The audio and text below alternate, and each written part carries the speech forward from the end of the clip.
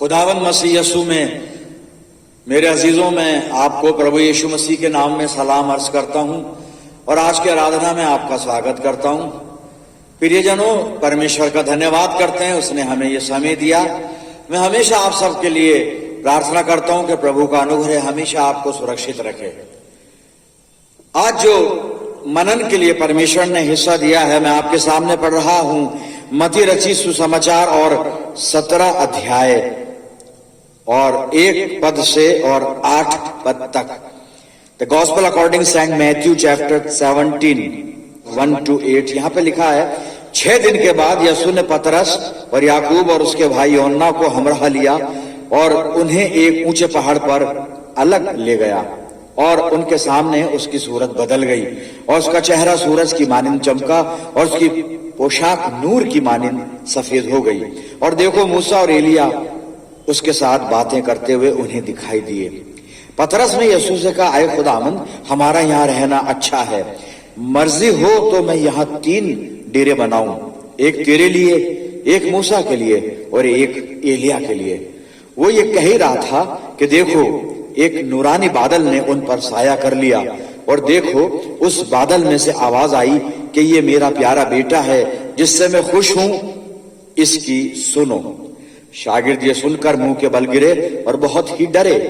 यीशु ने पास आकर उन्हें छुआ और कहा, उठो, डरो मत। जब उन्होंने अपनी आंखें उठाई तो एक यीशु के सिवा और किसी को ना देखा। खुदा की बड़ी बरकत उसके पाक कलाम के पढ़े जाने और सुने जाने पर हो, आमीन। आइए प्रार्थना करें। खुदावंद मसीह यीशु में जिंदा और मुबारक हमारे प्यारे आसमानी बाप, निहायत अदब के साथ हलीमी और फिरोदनी की रूह में होकर तेरे पाक कदमों पर सरबा सजूद हैं, इस ईमान के साथ कि हमारा जिंदा सच्चा खुदा हमारे बीच में मौजूद है।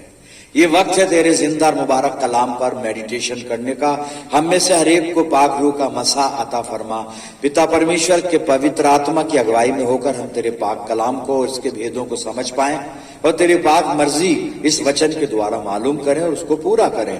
दयालु पिता, वचन का बीज जब हमारे दिल की जमीन पर गिरता है, होने दे हमारी जिंदगियों में जड़ पकड़े और बहुत सा फल लाए। परम पिता परमेश्वर, हमारे चारों तरफ पाक फरिश्तों की सेना का बाड़ा बांधना कि शैतान हमें किसी भी तरह से तेरी संगति से जुदा ना कर सके।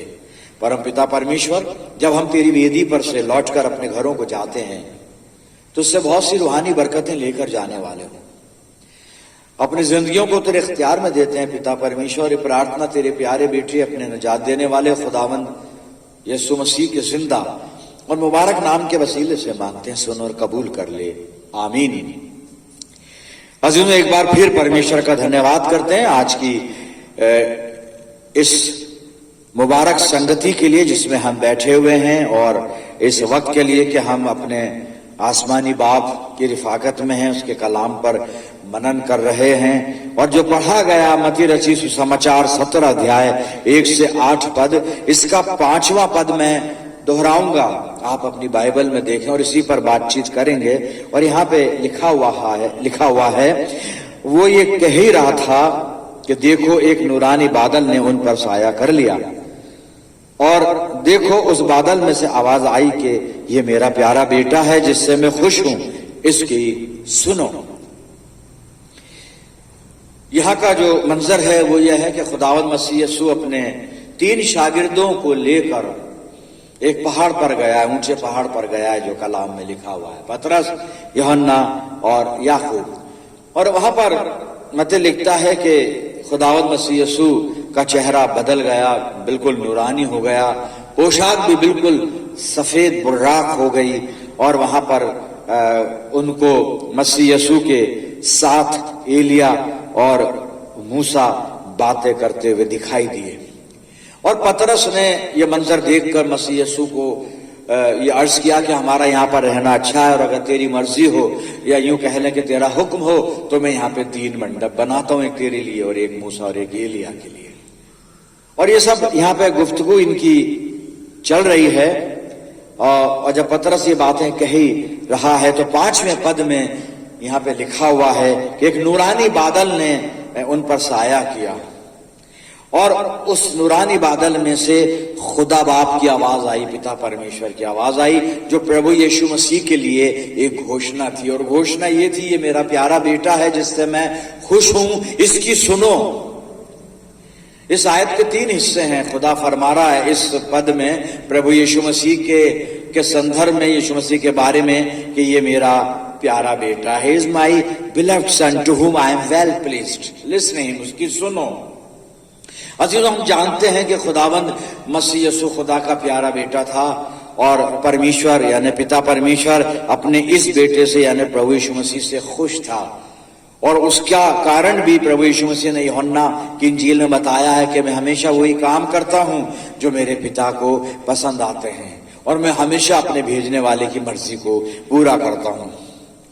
लेकिन आखिरी जो एक असाइनमेंट हमारे लिए दिया गया है परमेश्वर की तरफ से खुदावंद मसीह यीशु के बारे में, वो ये है कि हमें मसीह यीशु की सुननी है। वहां पे लिखा है इसकी सुनो। अजीजों, ये रोजे के दिन चल रहे हैं, रोज संध्या को हमारी संध्याकालीन आराधनाएं हो रही हैं जो घरों पर होती हैं, और हम प्रतिदिन परमेश्वर का वचन सुन रहे हैं। वचन चाहे कोई भी प्रचार कर रहा हो, लेकिन हम वचन सुन रहे हैं। हम वचन तो सुन रहे हैं, लेकिन उस वचन में जो प्रभु यीशु मसीह की वाणी है, प्रभु यीशु मसीह की शिक्षाएं, प्रभु यीशु मसीह की बातें हैं, प्रभु यीशु मसीह के निर्देश हैं, जो चितौनियां हैं, जो विधिया नियम हैं, क्या हम उनको अपने जीवन में उनको हम प्रैक्टिकल शेप दे रहे हैं, उनका पालन कर रहे हैं? सुनो का मतलब ये नहीं सिर्फ सुनो, वचन का सुनना पर्याप्त नहीं है, बल्कि वचन का पालन करना, अमली जिंदगी, अपनी जिंदगी में इसको अमली जामा पहनाना ये जरूरी है कि हम अपनी लाइफ के अंदर इसको प्रैक्टिकल शेप दें, इसके अनुसार जिएं।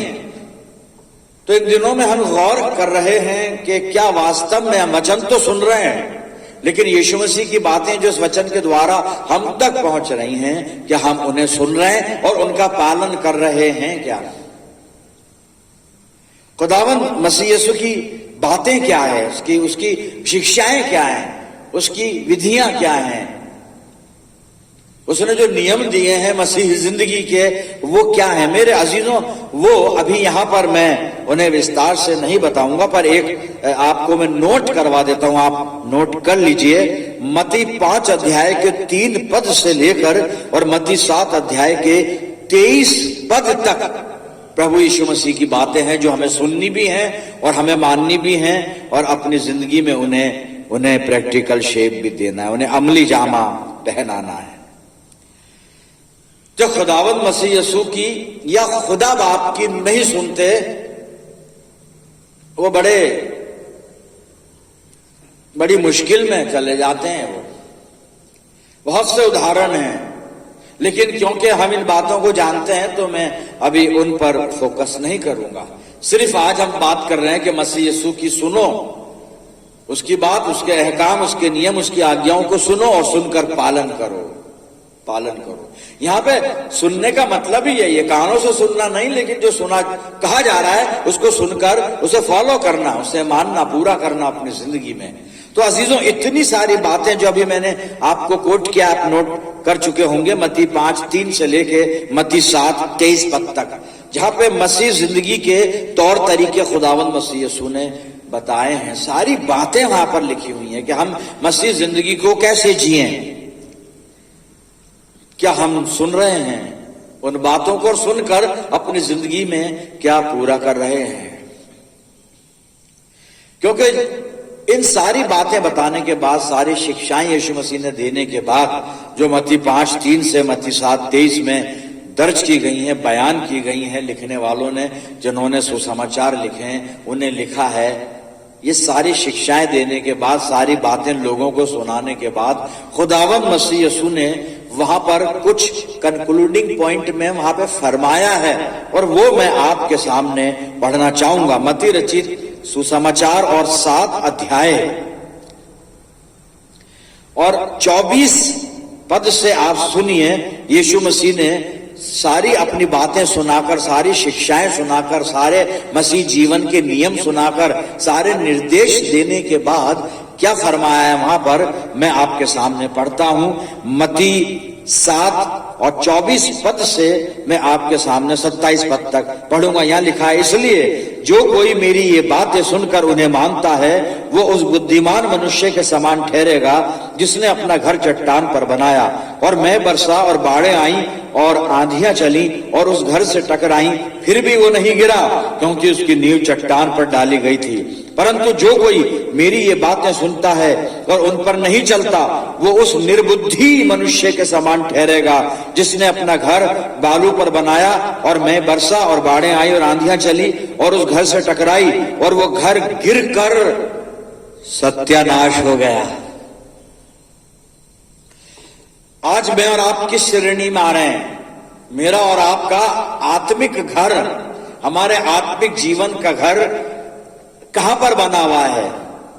चट्टान पर। और ये चट्टान क्या है? स्वयं प्रभु यीशु मसीह। या फिर बालू पर। बालू क्या है? संसारिकता, दुनिया। हमने अपने आत्मिक जीवन को किस आधार पर कायम कर रखा है? हमारा बेस क्या है जीने का?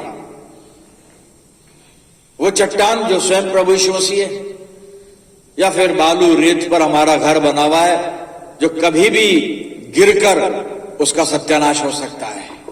हम अपनी जिंदगियों को जांचें परखें। फिर इन दिनों में जब हम रोज यीशु मसीह का वचन सुन रहे हैं, पाक कलाम को सुन रहे हैं, तो हम सुनकर अमल कर रहे हैं या नहीं कर रहे हैं? उसको मानते भी हैं, उस पर चलते भी हैं या नहीं चलते हैं? सुने जा रहे हैं सिर्फ।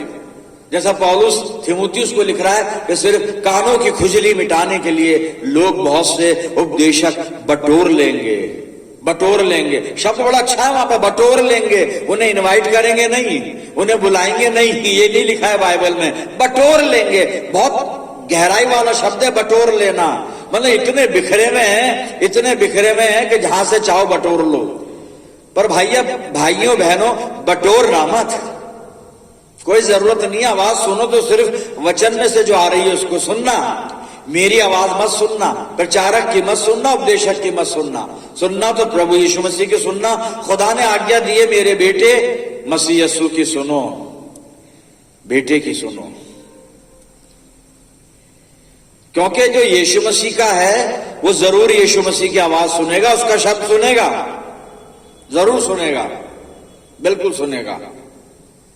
यूहन्ना 10:27 में प्रभु यीशु मसीह कहता है, मेरी भेड़ें मेरा शब्द सुनती हैं। आगे भी लिखा है, बहुत कुछ लिखा है जो अभी मैं आगे चलकर फिर दोहराऊंगा, आपको बताऊंगा। लेकिन अभी आप इस पर थोड़ा सा फोकस कर लें। यूहन्ना 10:27 में खुदावंद मसीह यीशु ये घोषणा कर रहा है कि मेरी भेड़ें मेरा शब्द सुनती हैं। इसका मतलब है जो मसीह यीशु के लोग हैं वो उसकी आवाज सुनते हैं, उसकी आज्ञा सुनते हैं, उसके द्वारा कहा हुआ वचन जो बाइबल में है वो सुनते हैं, उसकी शिक्षाओं नियमों का पालन करते हैं, उन पे चलते हैं। प्रियजनों, मेरा और आपका क्या हाल है? ये दिन है खुद बीनी के, यानी अपने आप को जांचने के, सेल्फ एग्जामिन, और खुद इनकारी के, सेल्फ डिनाइल। हम कैसे इन दिनों में गुजारा कर रहे हैं, क्या कर रहे हैं, हमारी प्रैक्टिसेस क्या हैं? रोजे की दुआएं सिर्फ ये नहीं होती 20-25 लोग जमा किए, अच्छा सा उन्हें खाना खिला दिया ताकि उनसे तारीफ मिल जाए और अपना एक्सपोजिशन हो जाए, अपन अपने आप को एक्सपोज कर लें, बता दें हम भी कुछ हैं और चलो जी हो गई दुआ। जी नहीं। कलाम सुना तो क्या आप कलाम पर चल रहे हैं? मैं कलाम पर चल रहा हूं। चलना जरूरी है, और अगर हम नहीं चल रहे हैं तो हमारे लिए हलाकत है। यानी हमारा आत्मिक जीवन एक ऐसा घर है जो बालू पर बना हुआ है, और जब भी वक्त की आंधी से टकराएगी ये गिरकर सत्यानाश हो जाएगा। लेकिन हमारा आत्मिक घर अगर चट्टान पर अर्थात प्रभु यीशु मसीह के ऊपर आधारित है, उसकी शिक्षा पर आधारित है, उसके अनुसार हम जी रहे हैं, तो फिर दुनिया की कोई आंधी, कोई मैं हमारे आत्मिक जीवन के घर को हिला भी नहीं सकती। प्रियजनों, तो धन्य वो है जो प्रभु यीशु मसीह की सुन रहा है। और ऐसे व्यक्ति जो सुनते हैं, हम अगर सुनते हैं तो हम मुबारक है मेरे अजीजों। और अगर हम खुदावंद के कलाम को सुन रहे हैं, यीशु मसीह की बातें सुन रहे हैं, उनका पालन भी कर रहे हैं, तो बरकतें हैं हमारे लिए। और अभी सिर्फ 3 तरह की आशीषें मैं आपको बताना चाहूंगा कि जब यीशु मसीह की बातें सुनते हैं, उसका शब्द सुनते हैं, उस पर अमल करते हैं, उस पर चलते हैं, तो 3 तरह की बरकतें मिलती हैं। वो क्या मिलती हैं मैं आपको बता रहा हूं। पहला हवाला लूका रचित सुसमाचार और 8 अध्याय और 19 से 21 पद। पहली बरकत मिलती है जब हम यीशु मसीह की बातें सुनते हैं, चलते हैं उस पर। इसको ध्यान रखिएगा, सुनना काफी नहीं है, चलना भी जरूरी है। तो उससे रिलेशनशिप बनती है, यीशु के साथ एक रिश्ता होता है, एक प्रगाढ़ रिश्ता। वो क्या है वो अभी बाइबल खुद बताएगी जी। लूका 8:19 से 21 सुनिएगा। उसकी माता उसके भाई उसके पास आए, पर भीड़ के कारण उससे भेंट ना कर सके। उससे कहा गया, तेरी माता और तेरे भाई बाहर खड़े हुए तुझसे मिलना चाहते हैं। उसने इसके उत्तर में उनसे कहा, मेरी माता और मेरे भाई यही हैं जो परमेश्वर का वचन सुनते और मानते हैं। रिश्ता बनता है यीशु मसीह के साथ, प्रियजन। रिश्ता बना लें, रिश्ता बना लें। दूसरा हवाला पढ़ूंगा, इस वचन को सुनकर और मानने से जिंदगी मिलती है। कौन सी जिंदगी, वो भी मैं अभी आगे चलकर तीसरे हवाले में बताऊंगा जब पढ़ूंगा, लेकिन हम सुने हो। यूहन्ना 5 और 25 पद। मैं तुमसे सच सच कहता हूं, यीशु मसीह फरमा रहा है, मैं तुमसे सच सच कहता हूं, वो समय आता है और अब है जिसमें मृतक परमेश्वर के पुत्र का शब्द सुनेंगे, और जो सुनेंगे वे जिएंगे। मृतक, ये मृतक कौन है? नॉट द डेड पर्सन, लेकिन जो स्पिरिचुअली मरे हुए हैं, खुदा से दूर हैं। अगर वो खुदा का कलाम सुन लेंगे और उस पर अमल कर लेंगे, तो यहां पे लिखा है वो जिएंगे। वो जिएंगे। कैसी जिंदगी जिएंगे अब आखिरी हवाले में हमें बताया जाएगा, लेकिन 2 बातें हमने देखी। एक तो रिश्ता बनता है सुनने से, प्रभु यीशु मसीह की सुनने से उसके साथ रिश्ता बनता है। दूसरी बात, जिंदगी की शुरुआत होती है। अब तीसरा हवाला, क्या आशीष मिलती है और कौन सा जीवन मिलता है। यूहन्ना रचित सुसमाचार 10 अध्याय और 27 और 28 पद मैं आपके सामने पढ़ रहा हूं प्रियजनों। यह आखिरी हवाला है, उसके बाद हम प्रभु से सामर्थ्य मांगेंगे। यूहन्ना रचित सुसमाचार 10 अध्याय और 27 और 28 पद सुनिएगा। मेरी भेड़ें मेरा शब्द सुनती हैं, मैं उन्हें जानता हूं और वो मेरे पीछे पीछे चलती हैं, और मैं उन्हें अनंत जीवन देता हूं। ये जीवन मिलेगा, अनंत जीवन, ये आशीष है। अनंत जीवन देता है प्रभु यीशु मसीह। हमें अनंत जीवन मिलता है जब यीशु मसीह की सुनते हैं और उसका पालन करते हैं, उस पर चलते हैं, तो अनंत जीवन यीशु मसीह हमें देता है। और एक और प्रतिज्ञा प्रभु यीशु मसीह की आगे लिखी हुई है 28वें पद में, और मैं इस पद को फिर से पढ़ूंगा। और मैं उन्हें अनंत जीवन देता हूं और वो कभी नष्ट ना होंगी, और कोई उन्हें मेरे हाथ से छीन ना लेगा। अनंत जीवन, इटर्नल लाइफ।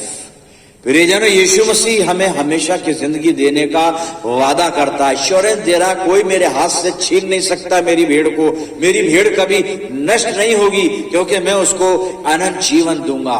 बस जरूरत इस बात की है कि जो खुदा कह रहा है कि ये मेरा प्यारा बेटा है, यीशु मसीह मेरा प्यारा बेटा है जिससे मैं खुश हूं, इसकी सुनो। हम यीशु मसीह की सुने और उसका पालन अपने जीवन में करें।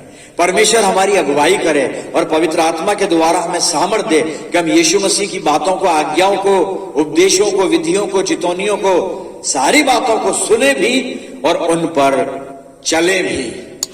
आइए प्रार्थना करें। खुदावंद मसीह यीशु में प्यारे आसमानी बाप, धन्यवाद करते हैं जीवित वचन के लिए, जो मसीह जिंदगी में जीने के तौर तरीके हमें सिखाता है।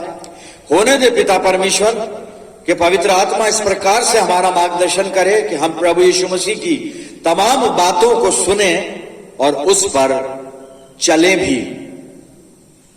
उनका पालन अपने जीवन में करें, ताकि प्रभु जी तुझसे अनंत जीवन प्राप्त करें। पिता परमेश्वर हर प्रकार से अपनी जिंदगियों को तेरे इख्तियार में देते हैं। मैं प्रार्थना करता हूं सब प्रियजनों के लिए जितने मेरे साथ इस आराधना में, इस प्रार्थना में जुड़े हुए हैं, इन सब अजीजों पर तेरी शफकत, रहमत और बरकत का साया हमेशा बना रहे।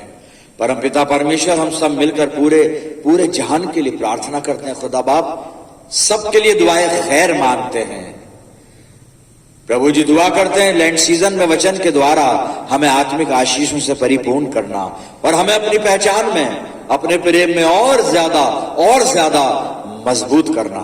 अपना सब कुछ तुझे सौंपते हैं खुदा बाप, और ये दुआ तेरे प्यारे बेटे अपने उद्धारकर्ता खुदावंद यीशु मसीह के जिंदा और मुबारक नाम के वसीले से मांगते हैं, सुन और कबूल कर ले, आमीन। अब हमारे प्रभु यीशु मसीह का अनुग्रह, पिता परमेश्वर का प्रेम, पवित्र आत्मा की संगति हम सब के साथ, हमारी सब कलीसियाओं के साथ, समस्त विश्वासियों के साथ अब से लेकर हमेशा तक होती रहे, आमीन।